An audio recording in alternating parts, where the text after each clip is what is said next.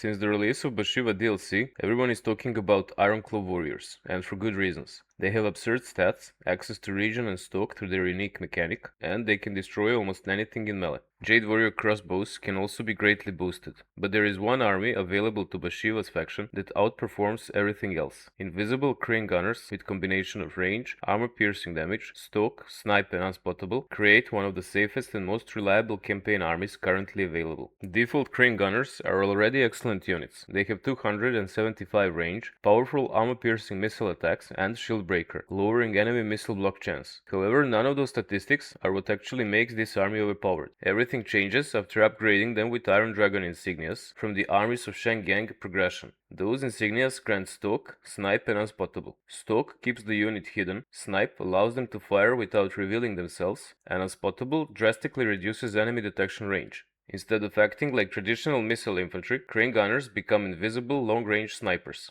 Against most armies, this means they will shoot volley after volley, and enemy units will have no idea where the fire is coming from. That interaction is what makes this army fundamentally different from every other army composition in the new DLC.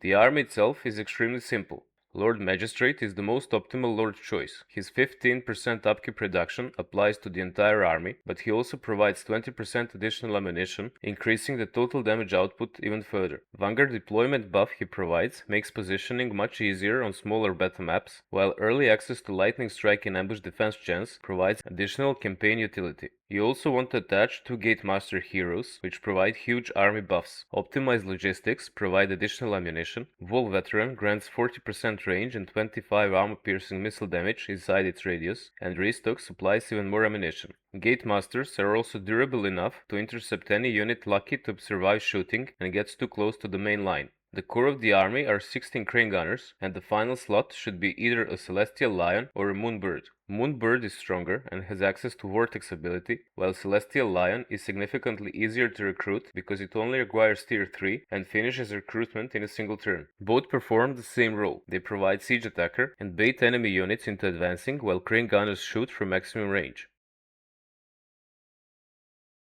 Recruiting this army requires some campaign progression, but it's not complicated. The important milestone is reaching stage 4 with armies of Shengang special mechanic. Tier 3 arrives naturally and can often be achieved before turn 20 without optimizing for it. But Tier 4 depends on completing 5 Zhalming missions, and because those missions are randomly generated, the timing varies from campaign to campaign. Sometimes you will finish them quickly, while in other campaigns it might take few extra turns, depending on what missions you get and how fast can you finish them. However, the army itself can be recruited sooner, at Tier 3. But what Stage 4 of Armies of Shengyang actually unlocks are the Iron Dragon insignias that transform crane gunners into snipers. Each insignia costs Iron Favor, but you will most likely have enough of it by the time you can actually buy them.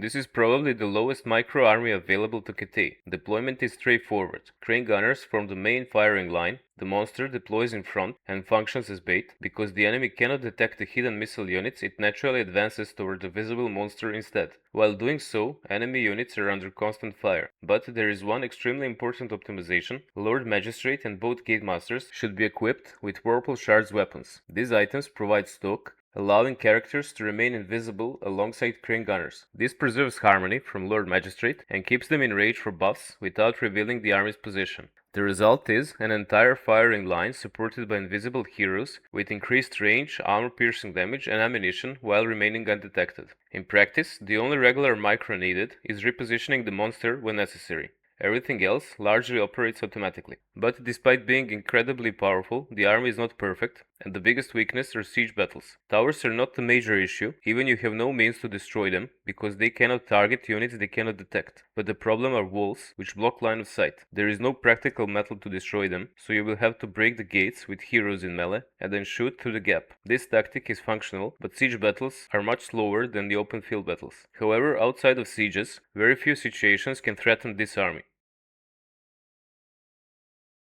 Ironclaw warriors are the strongest melee infantry unit in the DLC. Their stats are absurd, and their unique mechanic can temporarily provide them with regen and Stalk. The limitation is that those effects operate on rotation. One turn with buffs is followed by 2 turns without them, and Crane Gunner's buffs, once applied, are permanent. And more importantly, target warriors still need to fight. No matter how powerful melee infantry becomes, it eventually receives damage. Crane Gunners usually finish battles without taking even a single casualty. This can be very important in campaigns, especially if you have to fight multiple battles per turn. On the other hand, Jade Warrior Crossbows remain one of the best value armies available to Bhashiva. They are recruited earlier, cost significantly less, and have excellent upgrades. You can also switch insignias on them depending on what you fight, choosing extra range and armor-piercing damage or magical missile attacks. They are excellent units, but Crane Gunners are even better due to their insignias. Even with every available upgrade and tie-on bonuses, Jade Warrior Crossbows reach approximately 224 range, while Crane Gunners begin at 275. Crossbows are always visible, while Crane Gunners are not. Against heavy armored armies, they perform better, and they can eliminate key threats way faster. Jade Warrior Crossbows remain one of the better early to mid-game armies, but fully upgraded Crane Gunner's stack is the strongest army available to Bhashiva's faction. Ironclaws, although incredibly powerful, still suffer from melee infantry problems, and you can see everything about those in this video.